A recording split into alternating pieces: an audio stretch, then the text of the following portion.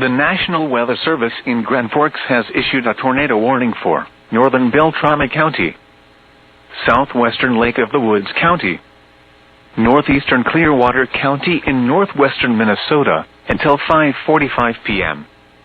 At 5:02 p.m., a severe thunderstorm capable of producing a tornado was located 7 miles east of Malcolm, or 44 miles southeast of Roseau, moving southeast at 40 miles per hour. Hazard, tornado and baseball-size hail. Source, radar indicated rotation. Impact, flying debris will be dangerous to those caught without shelter. Mobile homes will be damaged or destroyed.